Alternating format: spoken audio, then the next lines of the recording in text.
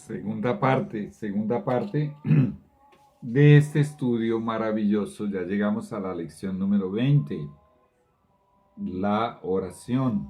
Este es el segundo bloque o segundo segmento. Vamos ya para la pregunta número 4. Vamos a leerla. ¿Cuáles son las tres oraciones que Dios responde de inmediato? Santiago 4:7 nos habla de la primera. La oración por liberación del poder de Satanás, por ejemplo, cuando somos tentados. Hay muchas otras oraciones que Jesús responde de inmediato. Pero cuando viene una tentación y tú te humillas a través de la sumisión a Dios, clamas a Dios, de inmediato el Señor, a través de su Santo Espíritu, que es tu guardián divino, te protege del poder de Satanás. De hecho, te provee poder y el diablo huye de ti.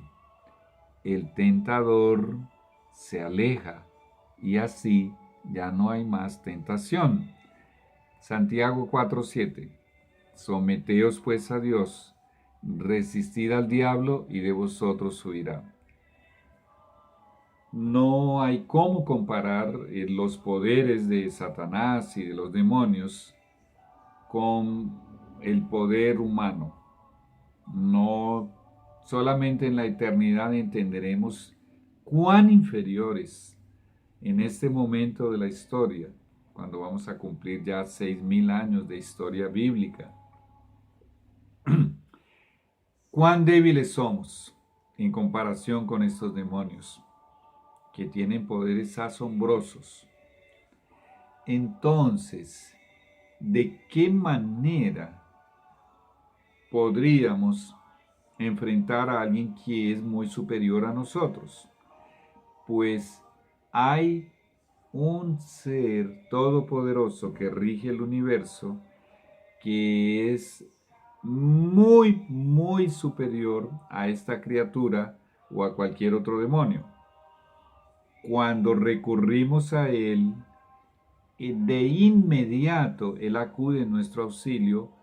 En primer lugar, son tres oraciones que Dios responde de inmediato. Además de esas tres que vamos a ver aquí, hay otras que el Señor ha respondido de inmediato. Ya vino a la mente una historia de un gran predicador. Bueno, voy a ver si no me salgo del tema.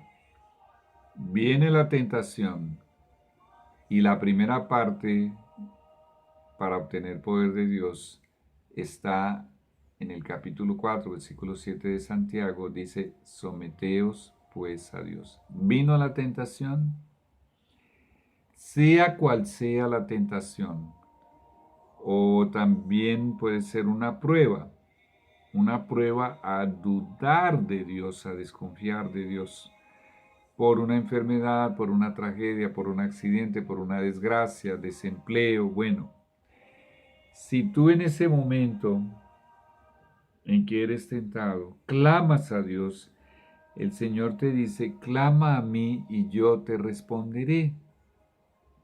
Si tú clamas en ese mismo instante, el Espíritu Santo desciende sobre ti y te provee del poder que tú no tienes, porque al pedirle a Dios: ayúdame, Señor, en el momento en que está ahí latente la tentación, estás diciéndole al Señor: soy impotente, no tengo poder.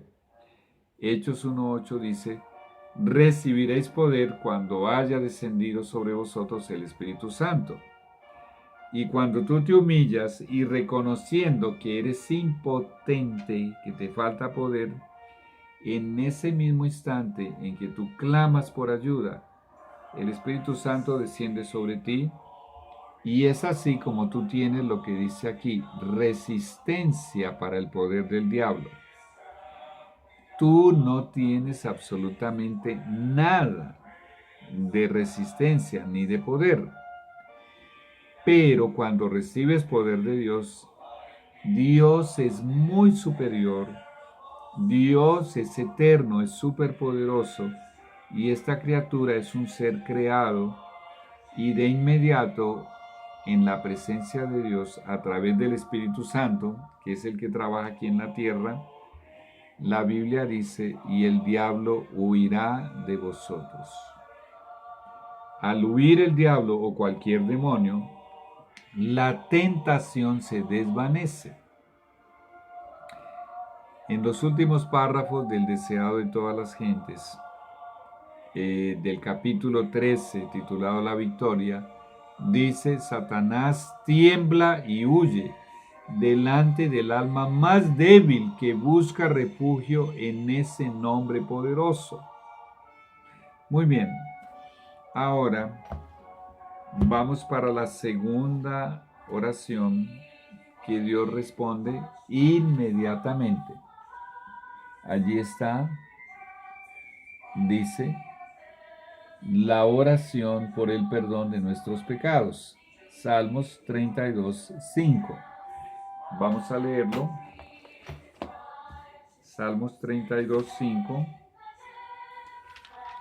Y dice: mi pecado te declaré y no encubrí mi iniquidad. Dije: confesaré mis transgresiones a Jehová, y tú perdonaste la maldad de mi pecado. No le podemos confesar nuestros pecados a nadie. Ya estudiamos eso. Ahora, cuando el arrepentimiento es auténtico, es genuino, y esto ya lo estudiamos, lo del arrepentimiento, en una de las primeras lecciones, la lección número 5, creo. Obviamente que Dios lo sabe. Imagínate tú clamando por perdón con una carga de culpabilidad que parece que te va a aplastar. ¿Qué tal que Dios se demorara una semana para decidir si te perdona o no? La oración, clamando por el perdón de los pecados, recibe respuesta inmediata. De hecho, en ese mismo instante en que tú reconoces, confiesas y de todo corazón has tomado la decisión de no volver a practicar ese pecado, la carga de la culpabilidad el Señor la retira de tus hombros y la deposita sobre los hombros lacerados, magullados de tu Redentor Jesús. Y la tercera oración que Dios responde de inmediato, vamos a verla, aquí está. La tercera dice: la oración por conversión o reconversión. Salmo 51:10. Esta es la oración que hizo David arrepentido de los pecados terribles que había cometido. Y en el versículo 10, pues yo le bajo aquí un poquitito al volumen. Él dijo en el versículo 10: crea en mí, oh Dios, un corazón limpio. ¿Qué está diciendo en otras palabras? Yo tenía la conciencia cauterizada y ese corazón nuevo que Dios me había dado, ya no lo tengo más. Aquí en 1 Samuel capítulo 16, versículo 13, está la ocasión. La Biblia registra el momento exacto en que David, el rey David, se convirtió. 1 Samuel capítulo 16, versículo 13. Tenía 17 añitos. Y Samuel tomó el cuerno del aceite y lo ungió en medio de sus hermanos. Y desde aquel día en adelante el Espíritu de Jehová vino sobre David. Ahí está registrada la conversión de David. Él fue ungido por el profeta Samuel para que 13 años más tarde, a la edad de 30 años, él se sentase en el trono como rey de Israel. Él no sabía que iban a pasar 13 años. Pero cuando él dice, crea en mí, oh Dios, un corazón limpio, ¿por qué usó el verbo crear? Porque para la conversión es un asunto de creación de una nueva criatura. Segunda de Corintios 5:17.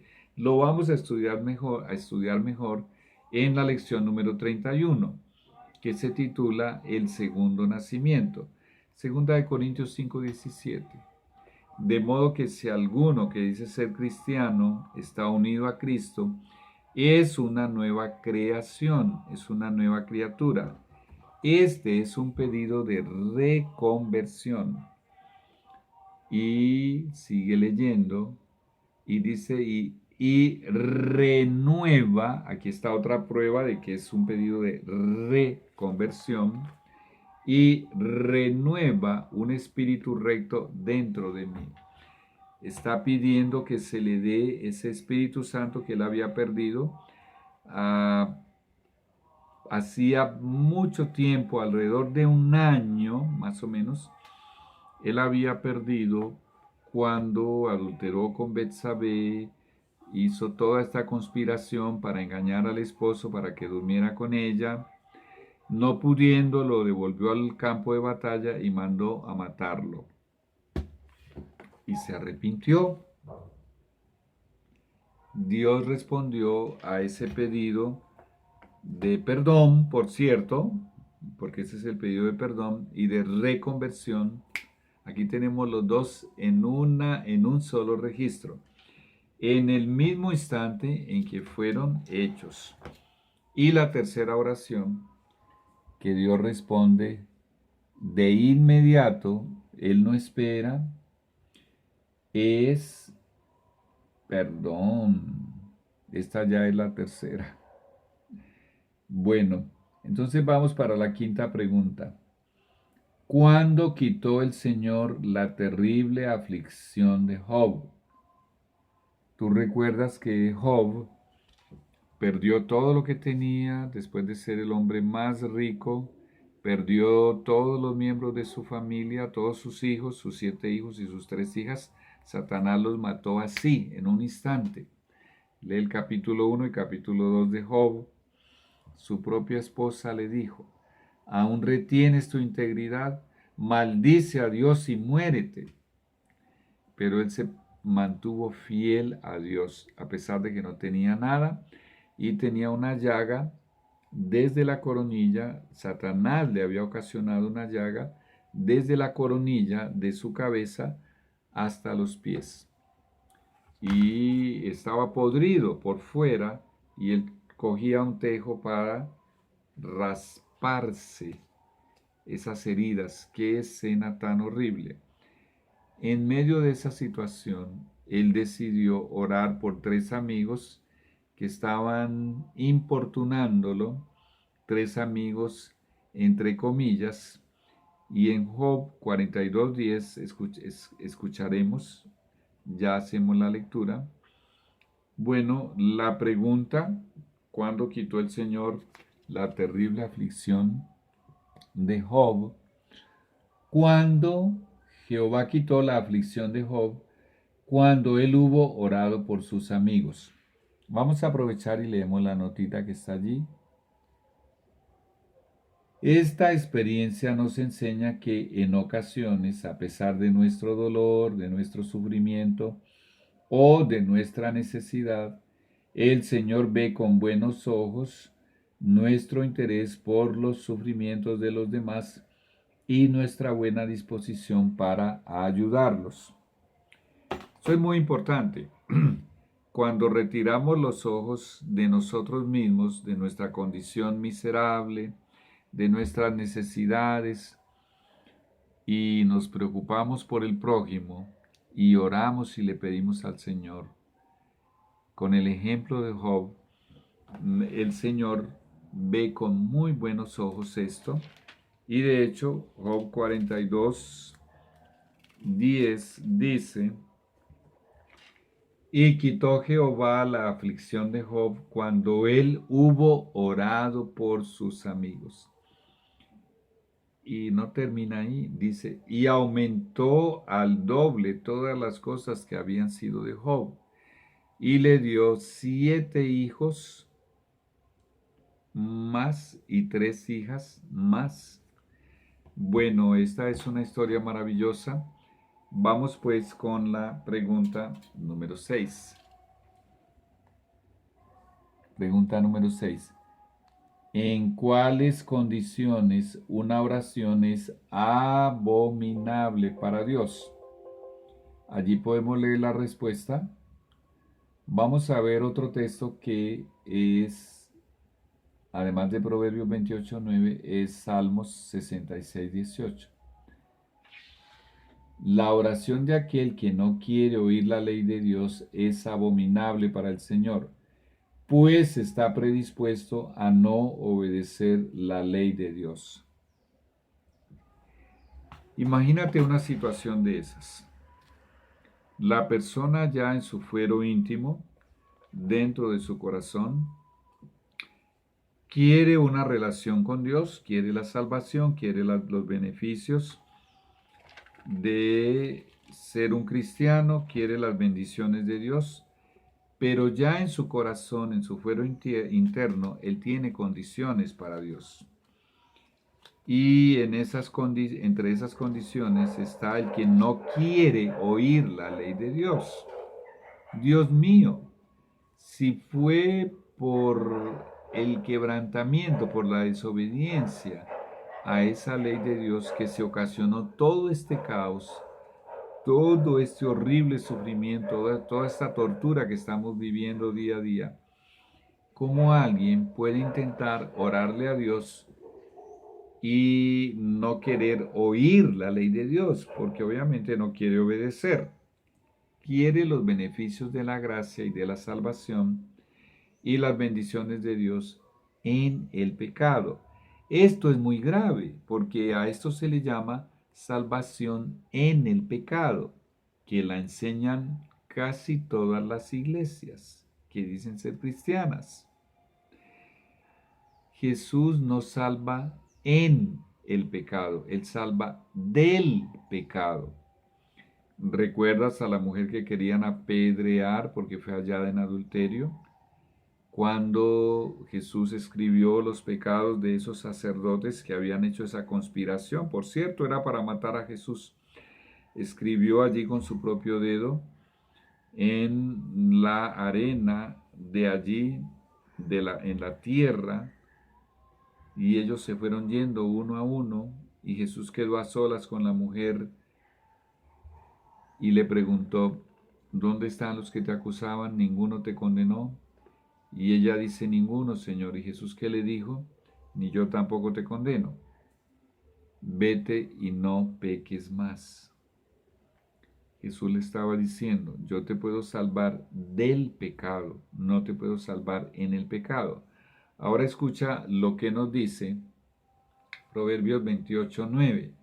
El que aparta su oído para no oír la ley de Dios, su oración también es abominable. Esto sería, hacer algo así sería, y lo terrible es que por lo que la Biblia nos enseña, esa es la forma como la enorme mayoría de los cristianos realizan sus oraciones, en desobediencia, en el pecado, y aman el pecado y no quieren apartarse de él. Muy bien, pero también se nos pide para ver Salmos 66:18. Volvemos al libro de los Salmos y dice 66:18. Si en mi corazón hubiese yo mirado a la iniquidad, el Señor no me habría escuchado. Vamos a entender un poquitito. Mirar la iniquidad es contemplar lo malo. ¿Cómo yo voy a decir que soy hijo de Dios y que soy cristiano y me voy a colocar al frente de una pantalla de un televisor para ver un partido de fútbol o un programa de televisión de concursos o para ver una novela o una película ¿Cómo voy a hacer una cosa de esas? Para contemplar la maldad o cualquier otra forma u oportunidad de contemplación de la maldad que pudiera Satanás colocar delante de mis ojos en X o Y circunstancia. No, simplemente un hijo de Dios se niega a mirar eso, porque dice aquí, ¿por qué? Porque el Señor no me habría escuchado. Nos dice el apóstol Pablo que contemplando es como somos transformados. Y si yo contemplo la maldad en un televisor, o en un computador, o en un celular, o en un tablet, o en revistas o periódicos, o en la calle, o donde sea, o en un teatro, en un cine, donde sea, contemplo la maldad, es obvio que el Señor tampoco me escuchará. Vamos pues para la pregunta número... bueno, no vimos la respuesta. La respuesta de la sexta pregunta. La oración de aquel que no quiere oír la ley de Dios es abominable para el Señor, pues está predispuesto a no obedecer la ley de Dios. Muy bien, vamos ahora sí, para la séptima. ¿Qué recibirá aquel suplicante que ora sin fe? Santiago 1:6. El Señor dice que el que ora sin fe no recibirá nada. En realidad es Santiago 1:6 y 7. Vamos a volver a Santiago. Por favor, abre tu Biblia, busca las citas bíblicas, verifica que están así como están siendo leídas, están correctas. Bueno, Santiago 1:6 y 7.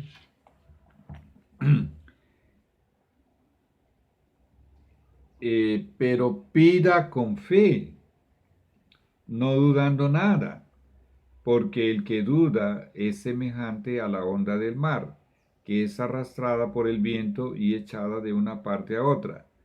No piense pues que quien tal haga, o sea, quien ore sin fe, que recibirá cosa alguna del Señor. Vamos a pensar por un momentito. Supongamos que una persona se atreve a entrar a la sala de audiencias del Dios Todopoderoso, eso lo hace cuando se arrodilla para orar, pero no confía en Dios y no cree en Dios. Pedir sin fe es pedir sin creerle a Dios y sin confiar en Dios.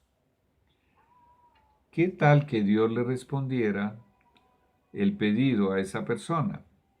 Una persona que quiere la bendición o la respuesta de una oración sin confiar en Dios está haciendo algo que se llama, no es el ejercicio de la fe, pues el apóstol Santiago está diciendo que esa persona que está orando sin fe, esa persona no está ejercitando la fe. Dice que no recibirá nada. ¿Qué es lo que está haciendo? Está ejercitando algo que se llama presunción. Y la presunción es la falsificación satánica de la fe. La fe auténtica se aferra a las promesas de Dios y produce la obediencia. ¿A qué? A la ley de Dios y a todas sus ramificaciones. La presunción también se aferra a las promesas de Dios, pero las usa como Satanás para justificar la transgresión, o sea, la desobediencia. Esto es sumamente delicado. Intentar sin fe, esperar recibir las bendiciones de Dios en nuestras oraciones, no es fe, es presunción. Y el apóstol es muy claro, la persona no recibirá nada. Vamos pues a la pregunta número 8. 8.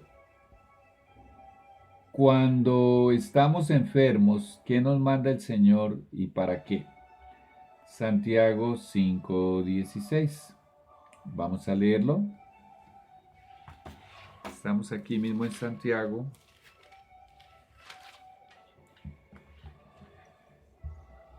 Dice, confesaos vuestras ofensas unos a otros y orad unos por otros, para que seáis sanados.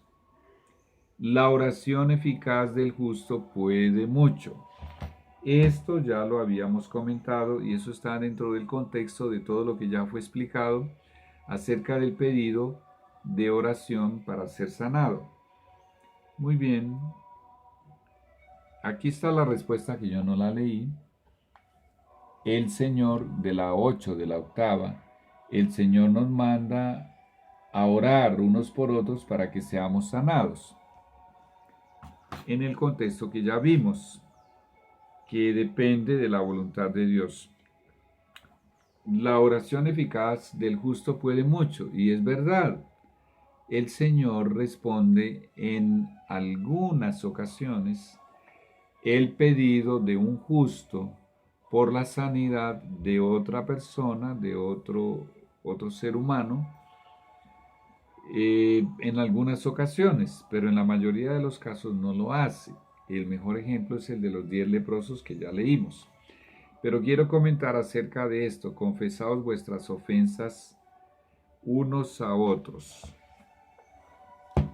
Si yo he ofendido a un hermano y él lo sabe, debo ir con él, o si no lo sabe, también debo ir con él. Si lo he ofendido, debo ir con él y decirle y pedirle que me perdone. El objetivo de confesarle mi ofensa es para que me perdone. De hecho, Jesús dijo que si cuando trajeres tu ofrenda al altar, allí te acuerdas de que tu hermano tiene algo contra ti, deja la ofrenda ahí en el altar y ve y reconcíliate con tu hermano y después ven y preséntale tu ofrenda a Dios. Bueno, entonces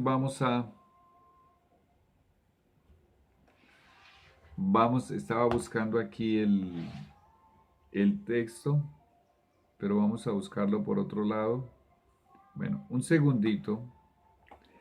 Ahí, vamos a buscarlo aquí. Reconcíliate. Vamos a ver si lo encontramos por otro lado.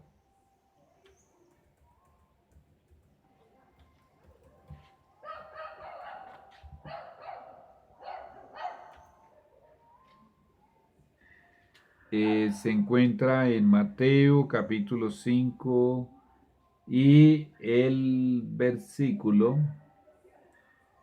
Mateo capítulo 5, versículo 5. Muy bien, y dice, perdón, versículo 23 y 24. Por tanto, si traes tu ofrenda al altar, cuando Jesús dijo esto, los altares estaban vigentes. Todavía no había fallecido crucificado en la cruz. Todavía faltaba un tiempo. Bueno, aquí no sé exactamente si faltaba 1 año o 2 años. Y por eso él menciona el altar aquí. Después de que Jesús murió en la cruz, los altares quedaron en desuso, descontinuados. ¿Por qué? Porque el altar se utilizaba para sacrificar la víctima, para sacrificar el cordero que simbolizaba al Cordero de Dios que quita el pecado del mundo. Una vez que Jesús murió en la cruz, los altares fueron descontinuados. Ya no hay en ninguna iglesia cristiana, no pueden haber altares. y, perdón, perdón, y sigue diciendo Jesús, por tanto, si traes tu ofrenda al altar y allí te acuerdas de que tu hermano tiene algo contra ti, deja allí tu ofrenda delante del altar y anda, reconcíliate primero con tu hermano y entonces ven y presenta tu ofrenda. Mucha atención, esto es sumamente importante.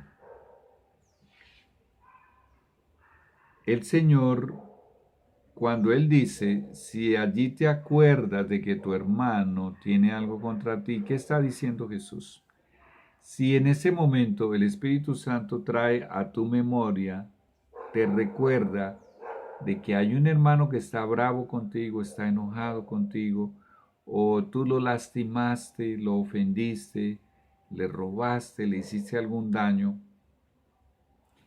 ¿cómo voy yo a acudir, ahora que no hay altares, a acudir a presentarme en la sala de audiencias del Dios Todopoderoso cuando hay un hermano ofendido, lastimado por un daño que yo le hice? Primero tengo que ir con él, pedirle que me perdone de todo corazón arrepentido y después sí presentarme en la cámara de audiencias del Dios Todopoderoso. Muy bien, confesaos vuestras ofensas unos a otros no es una autorización para hacer de un ser humano nuestro confesor. Solamente Dios puede perdonar pecados. Solo a Él se los debemos confesar. Ya explicamos esto con la ayuda del propio Jesús, de esto qué significa y cómo funciona. Bueno, ya viene la tercera parte, ya regresamos.